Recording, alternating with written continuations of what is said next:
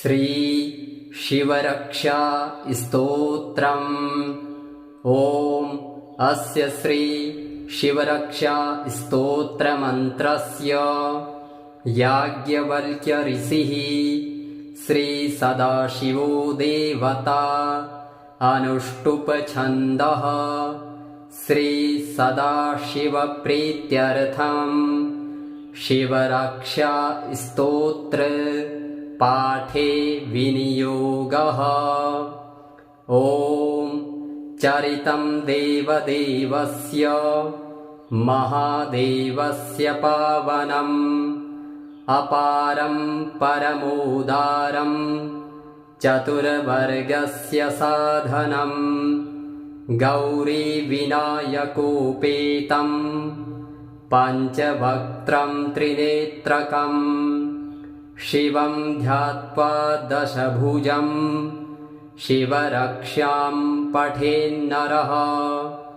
गङ्गाधरः शिरः पातु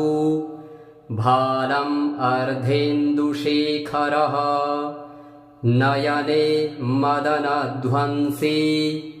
कर्णो सर्पविभूषण घ्राणं पातु पुरारातिः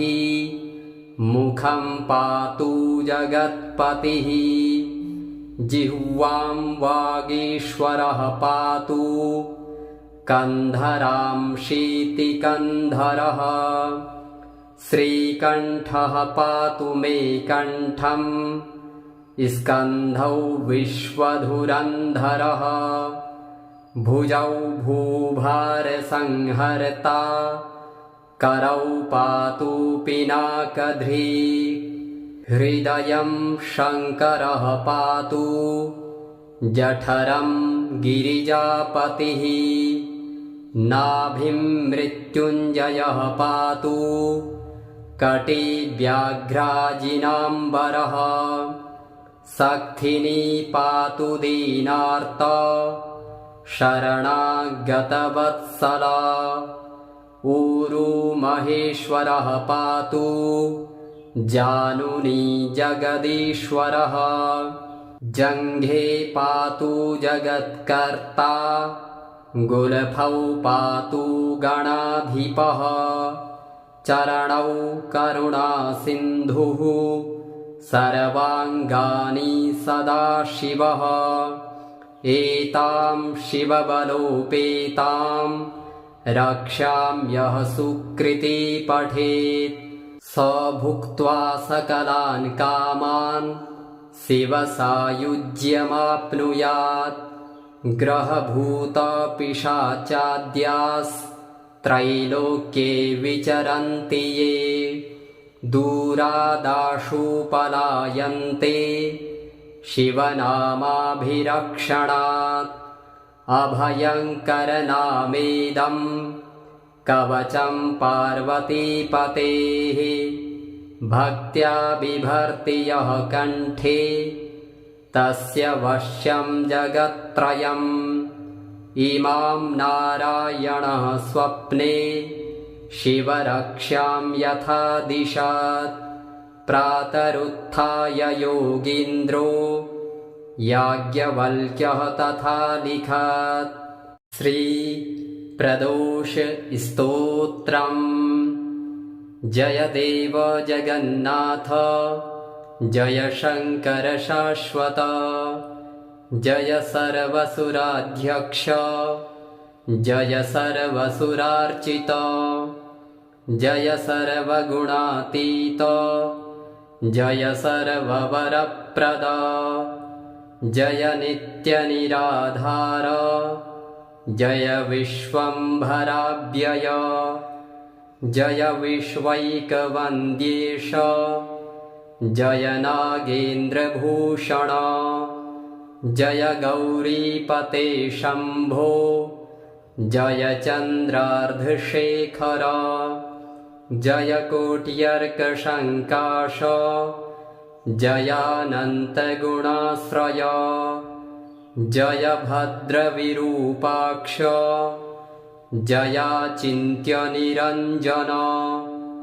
जयनाथ कृपासिन्धो जय भक्तार्तिभञ्जन जय दुस्तरसंसार सागरोत्तारणप्रभो प्रसीद मे महादेव संसारार्तस्य खिद्यतः सर्वपापक्षयं कृत्वा रक्ष मां परमेश्वर महादारिद्र्यमग्नस्य महापापहतस्य च महाशोकविनिष्टस्य महारोगातुरस्य च ऋणभारपरीतस्य दह्यमानस्य कर्मभिः ग्रहैः प्रपीडमानस्य प्रसीद मम शङ्कर दरिद्रः प्रार्थयेद्देवं प्रदोषे गिरिजापतिम् अर्थाढ्यो वाथ राजा वा प्रार्थयेद्देवमीश्वरम् दीर्घमायुः सदारोग्यं कोशवृद्धिर्बलोन्नतिः ममास्तु नित्यमानन्दः प्रसादात् तव शङ्कर शत्रवः संक्षयं यान्तु प्रसीदन्तु मम प्रजाः नश्यन्तु दस्यवो राष्ट्रे जनाः सन्तु निरापदः दुर्भिक्षमारिसन्तापाः शमं यान्तु महीतले सर्वसस्यसमृद्धिश्च भूयात् सुखमयादिशः एवमाराधयेद्देवं पूजान्ते गिरिजापतिम् ब्राह्मणान् भोजयेत् पश्चात् दक्षिणाभिश्च पूजयेत् सर्वपापक्षयकरी सर्वरोगनिवारणी शिवपूजा मया ख्याता सर्वाभीष्टफलप्रदा श्री शिवरक्षा स्तोत्रम् ॐ अस्य श्री शिवरक्षा स्तोत्रमन्त्रस्य याज्ञवल्क्य ऋषिः श्री सदाशिवो देवता अनुष्टुप छन्दः श्री सदाशिवप्रीत्यर्थं शिवरक्षा स्तोत्र पाठे विनियोगः ॐ चरितं देवदेवस्य महादेवस्य पावनम् अपारं परमोदारं चतुर्वर्गस्य साधनं गौरीविनायकोपेतं पञ्चवक्त्रं त्रिनेत्रकं शिवं ध्यात्वा दशभुजं शिवरक्षां पठेन्नरः गङ्गाधरः शिरः पातु भालम् अर्धेन्दुशेखरः नयने मदनध्वंसी कर्णो सर्पविभूषण घ्राणं पातु पुरारातिः मुखं पातु जगत्पतिः जिह्वां वागीश्वरः पातु कन्धरां शीतिकन्धरः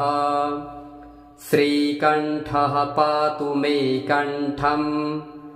स्कन्धौ विश्वधुरन्धरः भुजौ भूभारसंहर्ता करौ पातु पिनाकधृक् हृदयं शङ्करः पातु जठरं गिरिजापतिः नाभिं मृत्युञ्जयः पातु कटिव्याघ्राजिनाम्बरः सक्थिनी पातु दीनार्ता शरणागतवत्सला ऊरू महेश्वरः पातु जानुनी जगदीश्वरः जङ्घे पातु जगत्कर्ता गुल्फौ पातु गणाधिपः चरणौ करुणासिन्धुः सर्वाङ्गानि सदाशिवः एतां शिवबलोपेतां रक्ष्याम्यः सुकृती पठेत् स भुक्त्वा सकलान् कामान् शिवसायुज्यमाप्नुयात् ग्रहभूतपिशाचाद्यास्त्रैलोक्ये विचरन्ति ये दूरादाशु पलायन्ते शिवनामाभिरक्षणात् अभयङ्करनामेदं कवचं पार्वतीपतेः भक्त्या बिभर्ति यः कण्ठे तस्य वश्यं जगत्त्रयम् इमां नारायणः स्वप्ने शिवरक्ष्यां यथा दिशात् प्रातरुत्थाय योगीन्द्रो याज्ञवल्क्यः तथा लिखात् श्रीप्रदोष स्तोत्रम् जय देव जगन्नाथ जय शङ्कर शाश्वत जय सर्वसुराध्यक्ष जय सर्वसुरार्चित जय सर्वगुणातीत जय सर्ववरप्रद जय नित्यनिराधार जय विश्वम्भराव्यय जय विश्वैकवन्द्येश जय नागेन्द्रभूषण जय गौरीपते शम्भो जय चन्द्रार्धशेखर जय कोट्यर्कशङ्काश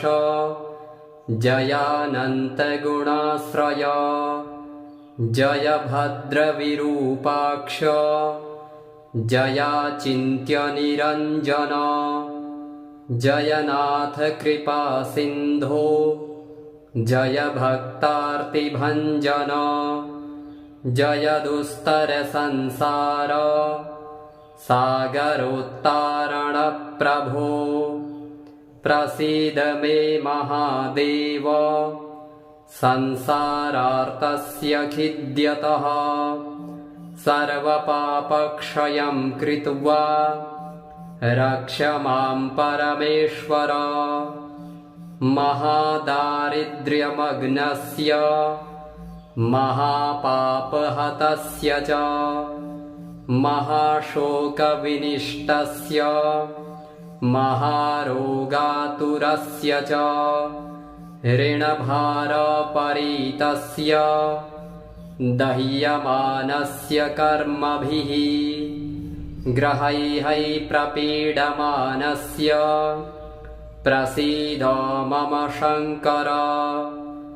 दरिद्रः प्रार्थयेद्देवं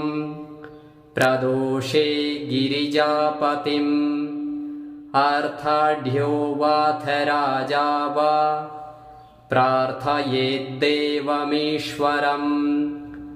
दीर्घमायुः सदारोग्यं कोशवृद्धिर्बलोन्नतिः ममास्तु नित्यमानन्दः प्रसादात् तव शङ्कर शत्रवः संक्षयं यान्तु प्रसीदन्तु मम प्रजाः नश्यन्तु दस्यवो राष्ट्रे जनाः सन्तु निरापदः दुर्भिक्षमारिसन्तापाः शमं यान्तु महीतले सर्वसस्यसमृद्धिश्च भूयात् सुखमया दिशः एवमाराधयेद्देवं पूजान्ते गिरिजापतिम् ब्राह्मणान् भोजयेत् पश्चात् दक्षिणाभिश्च पूजयेत् सर्वपापक्षयकरी सर्वरोगनिवारणी शिवपूजा मया ख्याता सर्वाभीष्टफलप्रदा। श्री शिवरक्षा स्तोत्रम्। ॐ अस्य श्री शिवरक्षा स्तोत्रमन्त्रस्य याज्ञवल्क्य ऋषिः श्री सदाशिवो देवता अनुष्टुप् श्री सदाशिवप्रीत्यर्थम् शिवरक्षा स्तोत्र पाठे विनियोगः। ॐ चरितं देवदेवस्य महादेवस्य पावनम् अपारं परमोदारं चतुर्वर्गस्य साधनम् गौरीविनायकोपेतं पञ्चवक्त्रं त्रिनेत्रकम् शिवं ध्यात्वा दशभुजं शिवरक्षां पठेन्नरः गङ्गाधरः शिरः पातु भालम् अर्धेन्दुशेखरः नयने मदनध्वंसी कर्णो सर्पविभूषण घ्राणं पातु पुरारातिः मुखं पातु जगत्पतिः जिह्वां वागीश्वरः पातु कन्धरां शीतिकन्धरः श्रीकण्ठः पातु मे कण्ठं स्कन्धौ विश्वधुरन्धरः भुजौ भूभारसंहर्ता करौ पातु पिनाकधृक् हृदयं शङ्करः पातु जठरं गिरिजापतिः नाभिं मृत्युञ्जयः पातु कटिव्याघ्राजिनाम्बरः सक्थिनी पातु दीनार्त शरणागतवत्सला ऊरु महेश्वरः पातु जानुनी जगदीश्वरः जङ्घे पातु जगत्कर्ता गुल्फौ पातु गणाधिपः चरणौ करुणासिन्धुः सर्वाङ्गानि सदाशिवः एतां शिवबलोपेतां रक्षां यः सुकृती पठेत् स भुक्त्वा सकलान् कामान् शिवसायुज्यमाप्नुयात् ग्रहभूतपिशाचाद्यास्त्रैलोक्ये विचरन्ति ये दूरादाशु पलायन्ते शिवनामाभिरक्षणात् अभयङ्करनामेदं कवचं पार्वतीपतेः भक्त्या बिभर्ति यः कण्ठे तस्य वश्यं जगत्त्रयम् इमां नारायणः स्वप्ने शिवरक्षां यथा दिशात् प्रातरुत्थाय योगीन्द्रो याज्ञवल्क्यः तथा लिखात् श्री प्रदोष स्तोत्रम् जय देव जगन्नाथ जय शङ्कर शाश्वत जय सर्वसुराध्यक्ष जय सर्वसुरार्चित जय सर्वगुणातीत जय सर्ववरप्रद जय नित्यनिराधार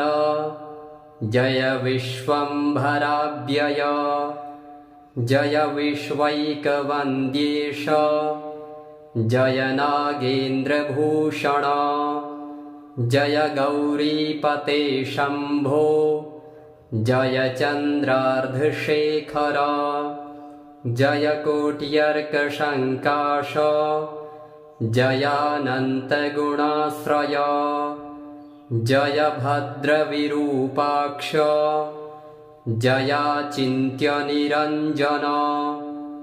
जय नाथ कृपासिन्धो जय भक्तार्तिभञ्जन जय दुस्तरसंसार सागरोत्तारणप्रभो प्रसीद मे महादेव संसारार्तस्य खिद्यतः सर्वपापक्षयं कृत्वा रक्ष मां परमेश्वर महादारिद्र्यमग्नस्य महापापहतस्य च महाशोकविनिष्टस्य महारोगातुरस्य च ऋणभारपरीतस्य दह्यमानस्य कर्मभिः ग्रहैः प्रपीडमानस्य प्रसीद मम शङ्कर दरिद्रः प्रार्थयेद्देवं प्रदोषे गिरिजापतिम् अर्थाढ्यो वाथ राजा वा प्रार्थयेद्देवमीश्वरम् दीर्घमायुः सदारोग्यं कोशवृद्धिर्बलोन्नतिः ममास्तु नित्यमानन्दः प्रसादात् तव शङ्कर शत्रवः संक्षयं यान्तु प्रसीदन्तु मम प्रजाः नश्यन्तु दस्यवो राष्ट्रे जनाः सन्तु निरापदः दुर्भिक्षमारिसन्तापाः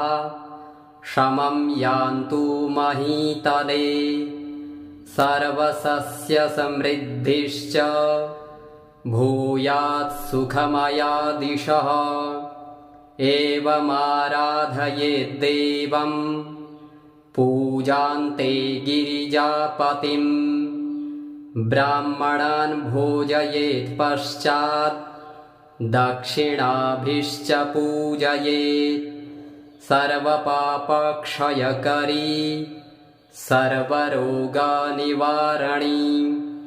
शिवपूजा मया ख्याता सर्वाभीष्टफलप्रदा श्री शिवरक्षा स्तोत्रम् ॐ अस्य श्री शिवरक्षा स्तोत्रमन्त्रस्य याज्ञवल्क्य ऋषिः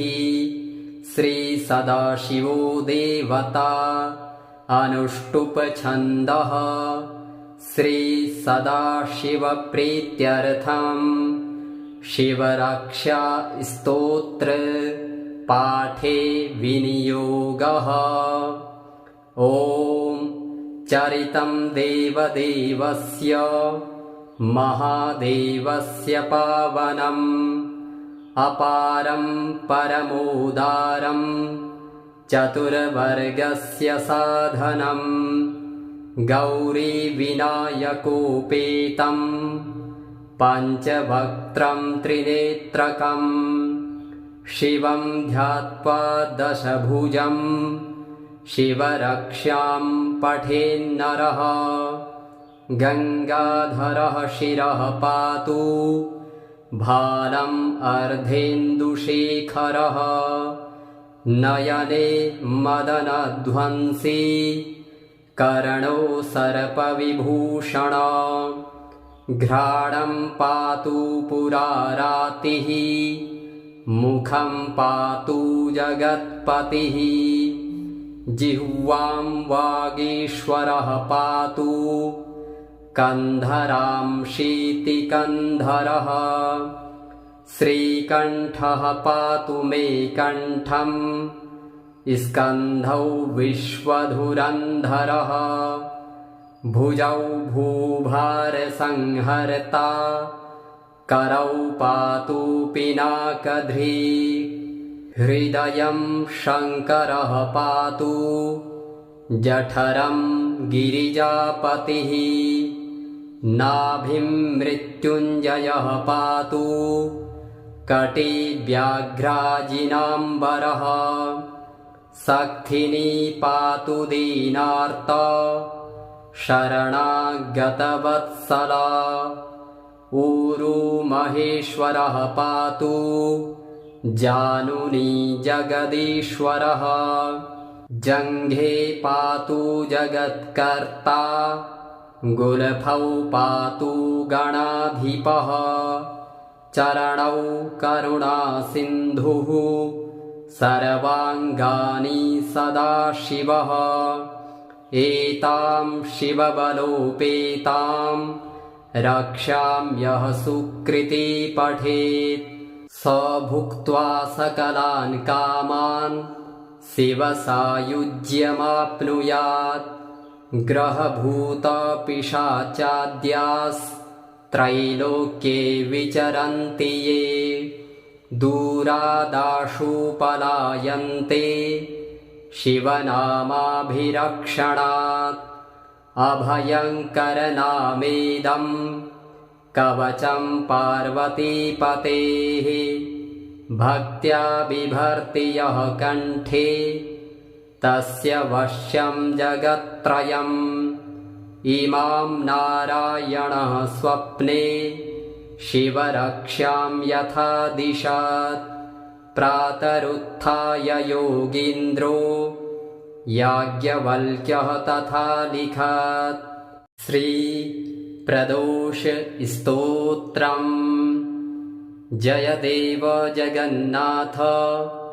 जय शङ्कर शाश्वत जय सर्वसुराध्यक्ष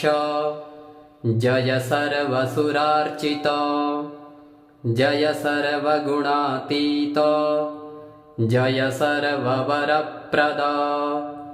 जय नित्यनिराधार जय विश्वम्भराव्यय जय विश्वैकवन्द्येश जय नागेन्द्रभूषण जय गौरीपते शम्भो जय चन्द्रार्धशेखर जय कोट्यर्कशङ्काश जयानन्तगुणाश्रय जय भद्रविरूपाक्ष जयाचिन्त्यनिरञ्जन जय नाथ कृपासिन्धो जय भक्तार्तिभञ्जन जय दुस्तरसंसार सागरोत्तारणप्रभो प्रसीद मे महादेव संसारार्तस्य खिद्यतः सर्वपापक्षयं कृत्वा रक्ष मां परमेश्वर महादारिद्र्यमग्नस्य महापापहतस्य च महाशोकविनिष्टस्य महारोगातुरस्य च ऋणभारपरीतस्य दह्यमानस्य कर्मभिः ग्रहैः प्रपीडमानस्य प्रसीद मम शङ्कर दरिद्रः प्रार्थयेद्देवं प्रदोषे गिरिजापतिम्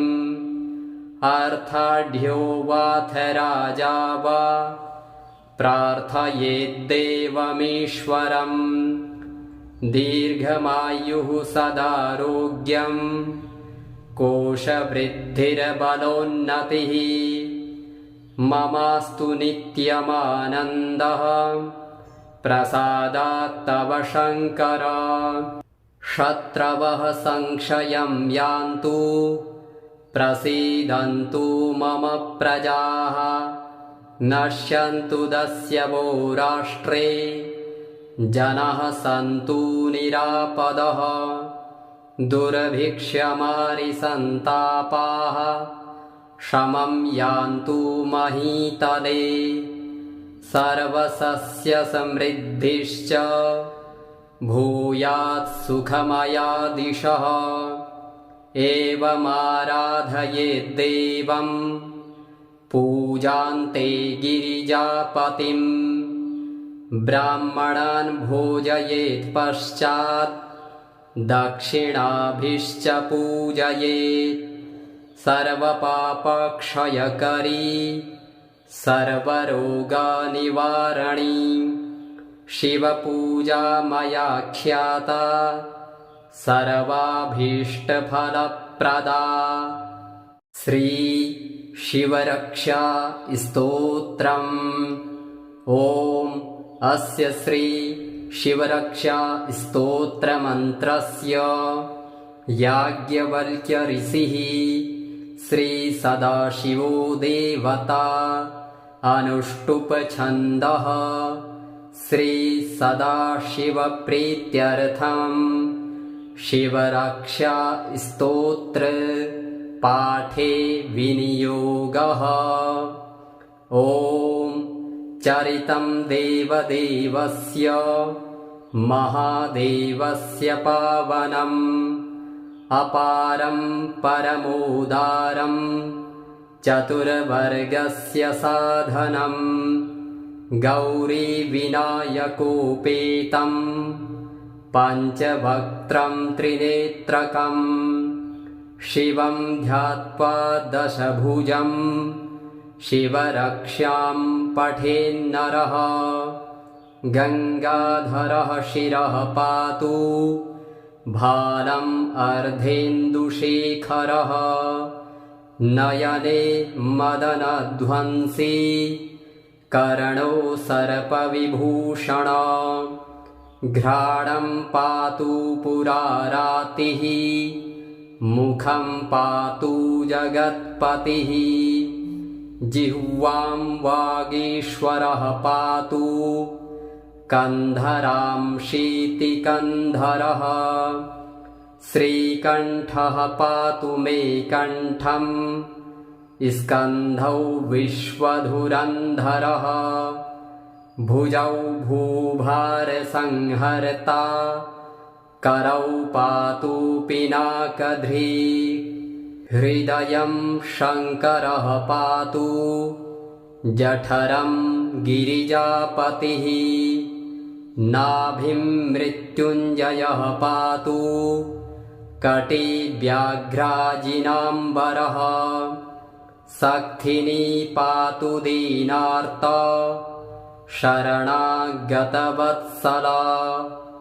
ऊरु महेश्वरः पातु जानुनी जगदीश्वरः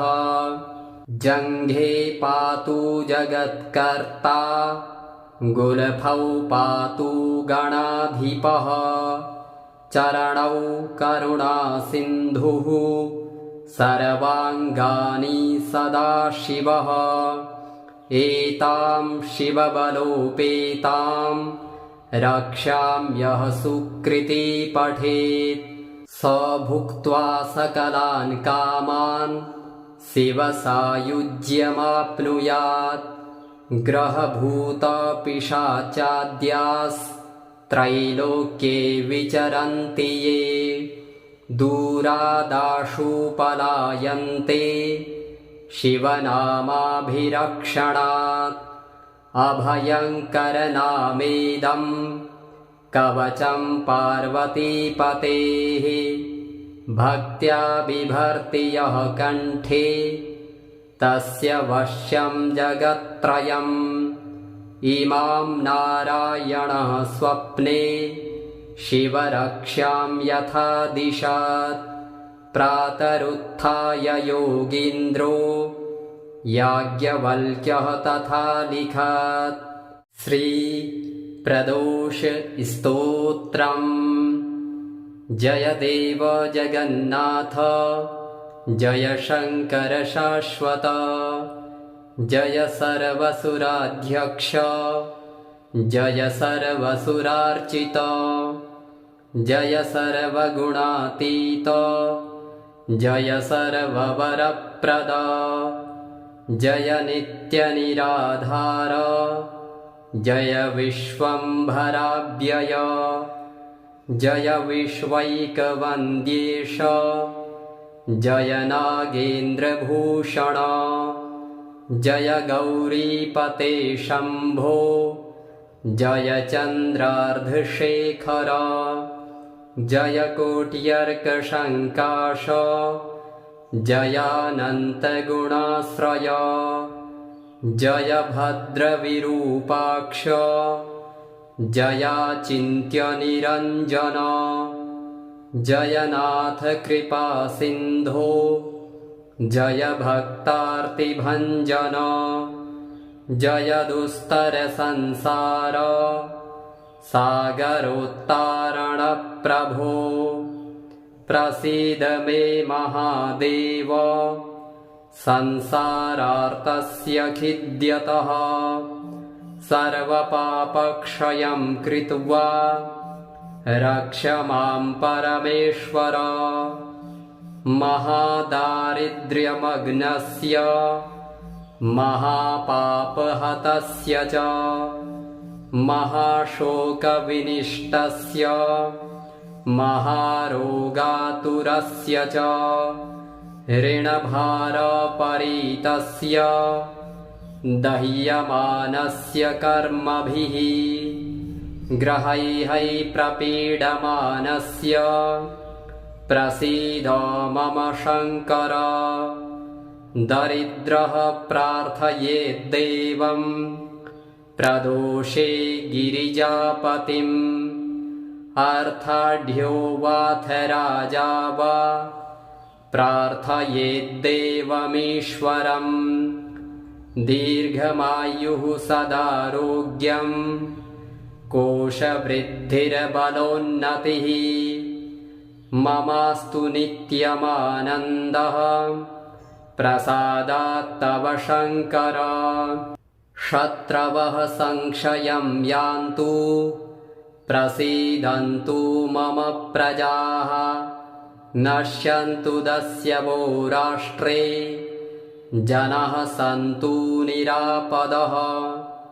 दुर्भिक्षमारिसन्तापाः शमं यान्तु महीतले सर्वसस्यसमृद्धिश्च भूयात् सुखमयादिशः एवमाराधयेद्देवं पूजान्ते गिरिजापतिम् ब्राह्मणान् भोजयेत् पश्चात् दक्षिणाभिश्च पूजयेत् सर्वपापक्षयकरी सर्वरोगनिवारणी शिवपूजा मया ख्याता सर्वाभीष्टफलप्रदा